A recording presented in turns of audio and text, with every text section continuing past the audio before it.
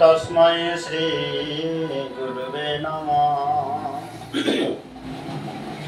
উপস্থিত সকল ভক্তবৃন্দ ও ভক্তিমতী মাতৃবৃন্দ, সবার চরণে আমার যথাযথ প্রণাম এবং কি আপনাদের সবাইকে এই চৈতন্য বার্তা ইউটিউব চ্যানেলে আপনাদেরকে স্বাগতম। আপনারা ধারাবাহিকভাবে শ্রবণ কীর্তন করছেন, আমাকে সহযোগিতা করছেন। তো নিত্যদিন আমরা যে ধারাবাহিকভাবে চৈতন্য চরিতামৃত শ্রবণ কীর্তন করছি, আজকে সেটা করা হবে না, যেহেতু আজকে বিশেষ তিথি। আজকে হচ্ছে জ্যৈষ্ঠ মাসের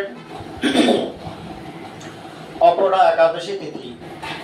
আপনারা সবাই এ যাবৎকাল পর্যন্ত অবগত হয়েছেন যে আজকে একাদশী তিথি। একাদশীটা কি? বলে মাধব তিথি ভক্তি জননী যতনে পালন করি। আজকে মাধব তিথি, একাদশী তিথি। আমরা একাদশী তিথি কিভাবে পালন করব? একাদশী তিথির কিভাবে তার জন্ম হলো? একাদশী কিভাবে জগতে প্রকটিত হলো? আমরা বিভিন্ন পুরাণ, বিভিন্ন কাহিনী থেকে একাদশীর যে ব্রত মাহাত্ম কথা আমি নিয়ে বসেছি। এই একাদশীর মহিমা কথায় আমরা পেয়ে থাকি বিভিন্ন পুরাণ থেকে বিভিন্ন কাহিনী শাস্ত্র গ্রন্থের মধ্যে লিপিবদ্ধ আছেন। যেহেতু বিশ্ব ব্রহ্মাণ্ড ভগবান শ্রীকৃষ্ণ থেকেই প্রকাশিত, ভগবান শ্রীকৃষ্ণ একদিন তীর্থ ভ্রমণ করতে করতে বিভিন্ন ভক্তের বাড়িতে দর্শন দিতে দিতে বিভিন্ন ভক্তের সঙ্গে সাক্ষাৎ চলাকালীন তিনি জমপুরীতেও গিয়েছিলেন। যে কয়েক হাজার বছর আগে যমরাজ আমার কাছে থেকে আশীর্বাদ গ্রহণ করে জমপুরী যমলোকের দায়িত্বে আছে, সে কেমন চাকরি করছে বা কেমন দায়িত্ব পালন করছে, আমার আদেশ কিভাবে পালন করছে, সেটা দেখার জন্য অযাচিত ভাবে নিমন্ত্রণ ছাড়াই জমপুরীতে গিয়েছিলেন। সেখানে গিয়ে দেখলেন যমরাজ এত সুন্দরভাবে দায়িত্ব পালন করছে। কার দায়িত্ব? ভগবান শ্রীকৃষ্ণের দেওয়া দায়িত্ব। আমরা কিন্তু ভগবানের কাছে যে কথা দিয়ে এসেছি, আমরা কিন্তু আমাদের দায়িত্ব পালন করি না। কিন্তু দেবতাগণ তারা ঠিক ভাবে ভগবানের প্রতিশ্রুতি দেওয়া দায়িত্ব সেবার অধিকার যে পেয়েছিল, তারা কিন্তু সে সেবাটা চালিয়ে যাচ্ছে। যথা বিধিমতো ভগবান শ্রীকৃষ্ণকে আরাধনা করলেন, পুজো করলেন, আরতি করলেন, পাদ অর্ঘ্য দিয়ে দান করলেন, দান দক্ষিণ এবং কি অন্নদান করালেন। এসব অনুষ্ঠান চলাকালীন ভগবান শ্রীকৃষ্ণ যমরাজকে জিজ্ঞাসা করলেন, হে যম, তুমি তো আমার আদেশেই এই সেবার দায়িত্ব পেয়েছিলে, কিন্তু তোমার রাজ্যে এত চিৎকার, এত কান্নাকাটি কেন? কিসের ক্রন্দন, আর্তনাদ? এই প্রশ্নের উত্তরে যমরাজ বলেন, প্রভু, যে ক্রন্দন ধ্বনি শোনা যাচ্ছে জমপুরী থেকে, যে আর্তনাদ, যে চিৎকার, যে প্রাণ ফাটা কান্না, হৃদয় বেদারক যে কান্না, সেটা আপনার সৃষ্টি প্রজারাই চিৎকার করছে, কান্না করছে। কেন? তারা অনেক অনেক লক্ষ লক্ষ কোটি কোটি পাপ কর্ম করেছে। পাপ কর্ম করা দরুন মৃত্যুর পরে আমি তাদেরকে জমপুরীতে এনে যার যেমন কর্ম, যার যেমন পাপ, তাকে সেভাবে প্রায়শ্চিত্ত দেওয়া হচ্ছে। ভগবানের করুণা হলো, তারা তো আমারই সৃষ্টি জীব, আমারই সন্তান। তিনি দেখতে গেলেন বিভিন্ন পাপের ফলে বিভিন্ন রকম শাস্তি তাদের দেওয়া হচ্ছে। কাউকে গরম তেলে ডুবানো হচ্ছে, কাউকে গরম রড দিয়ে মুখের ভেতর প্রবেশ করানো হচ্ছে। এরকম দুঃখ, নরক যাতনা, নরক যন্ত্রণা ভোগ করতে দেখে ভগবানের অন্তর থেকে করুণা হলো, এদের জন্য আমাকে কিছু একটা করতে হবে, কেননা এরা তো আমারই সৃষ্টি জীব। সেই জমপুরীতে থাকাকালীন যখন ভগবান জমপুরীতে গেলেন, যমদূতগণ ভগবানকে দর্শন করে সবাই চলে গেলেন। কিছুক্ষণের জন্য যে শাস্তি গ্রহণকারী যে জীবগণ তারা কিছুক্ষণের জন্য স্বস্তি পেলেন, যে কেননা ভগবান এসেছে আমাদের কাছে। ভগবানে তারা জমপুরি থেকে ভগবানের দর্শন করলেন, আর যারা শাস্তি দাতা তারা সেখান থেকে চলে গেলেন। ভগবান শ্রীকৃষ্ণ বলেন, হে জীবগণ, তোমরা এমন কি পাপ কর্ম করেছিলে যার জন্য তোমাদেরকে নরক যাতনা নরক যন্ত্রণা ভোগ করতে হচ্ছে? তোমরা কি চাও এই নরক যন্ত্রণায় আবার যেন ফিরে না আসতে? ভগবানের কথা তারা স্বীকার করলেন, গ্রহণ করলেন যে প্রভু, এহেন আপনি কর্ম করান, এহেন কিছু বিধি নিয়ম তৈরি করুন যে নিয়ম পালন করলে আমরা নরক যাতনা ভোগ করতে আর পারবো না বা নরক যন্ত্রণায় যেতে হবে না। ভগবান শ্রীকৃষ্ণ তাদের করুণা দেখে, তাদের দুঃখ দেখে করুণা হলো, তিনি চিন্তা করলেন এদের জন্য কি করা উচিত। এদেরকে পাপ থেকে রেহাই দেওয়া যাবে না, জীব মাত্রই পাপ করতেই হবে, পাপ কর্ম ছাড়া কোনো জীব জীবন ধারণ করতে পারবে না, কিন্তু পাপ ক্ষয় করার রাস্তাটা আমার তৈরি করতে হবে। ভগবান সেই জমপুরি থাকাকালীন ভগবান শ্রীকৃষ্ণের বাম অঙ্গ থেকে শ্রীমতী রাধারানীকে প্রকট করেছিলেন। আজকে সেই জমপুরিতে দাঁড়িয়ে থেকে ভগবান শ্রীকৃষ্ণ কি করলেন, নিজের ডান অঙ্গ থেকে একজন দেবী মূর্তি তৈরি করলেন, প্রকাশিত করলেন।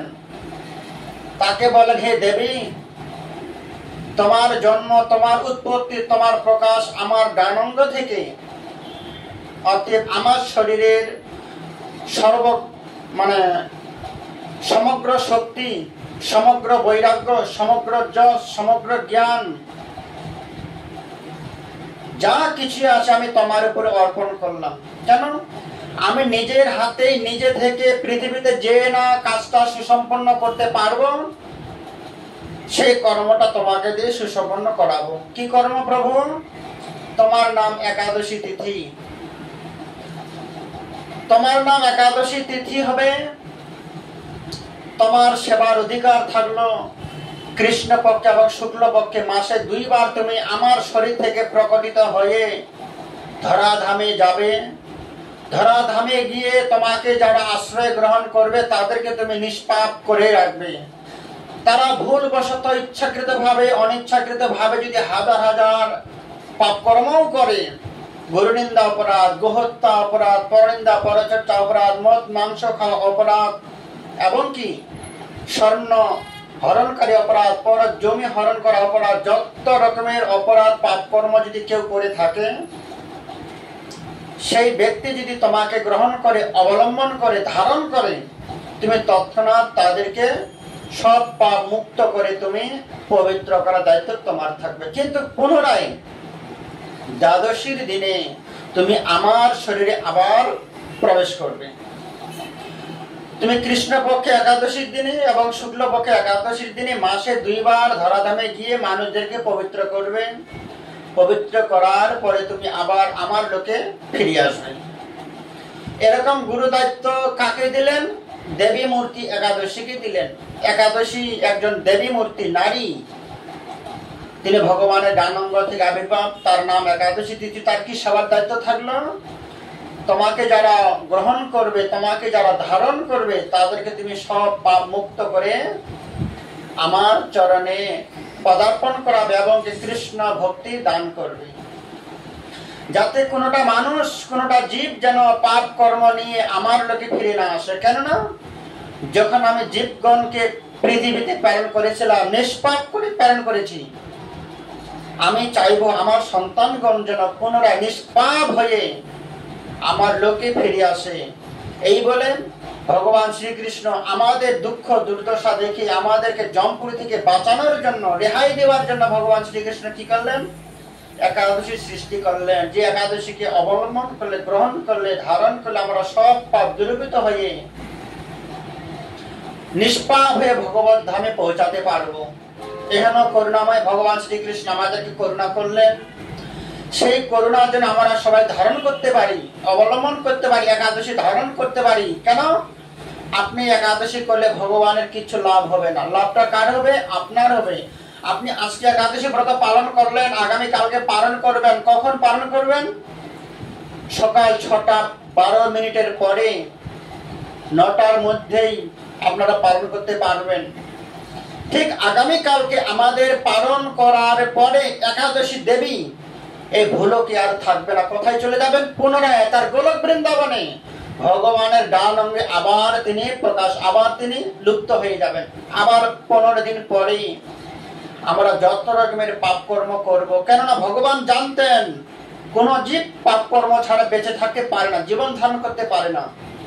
অতএব পাপ কর্ম করলেও যারা তারা পাপগুলো ক্ষয় করে আবার পুনরায় আমার কাছে আসতে পারে, সেজন্য ভগবান কি করলেন? করুণা হয়ে আমরা যেন পাপ কর্ম নিয়ে ভগবানের কাছে না যেতে পারি, পাপ কর্ম করে যেন জমপুরিতে যেতে না হয়, সেই জন্য ভগবান কি করলেন? একাদশীর প্রকাশ করলেন। হে ভক্তগণ, সবার কাছে প্রার্থনা, যে কয়েকদিন আমরা পৃথিবীতে বেঁচে থাকবো, সবাই যেন কিছু করতে পারি আর না পারি, একাদশীটা ব্রত আমরা করতে পারি। আপনি দান না করলে আপনার পাপ হবে না, গঙ্গা স্নান না করলে আপনার কোনো পাপ হবে না। আপনি যদি বৃন্দাবন ধাম, নবদ্বীপ ধামে নাও যান, তাতে কোনো দুঃখ নেই, তার জন্য আপনার কোনো পাপ হবে না। কিন্তু একাদশী না করলে আপনার হাজার হাজার পাপ হবে। একাদশী দিনে যতগুলো অন্ন গ্রহণ করবেন, সে ততগুলো অন্ন থেকে বেশি পাপ আপনার চিত্রগুপ্ত আপনার খাতায় লিখে রাখবে। অতএব আপনি জগৎ অন্য কোনো ধর্ম কাজ না করলে আপনার কোনো অসুবিধা হবে না, আপনার পাপ হবে না। কিন্তু একাদশী ব্রত না করলে আপনার হাজার হাজার কোটি কোটি পাপ আপনাকে গ্রহণ করতে হবে, যার ফলস্বরূপ আপনাকে জমপুরিতে গিয়ে যন্ত্রণা পেতে হবে।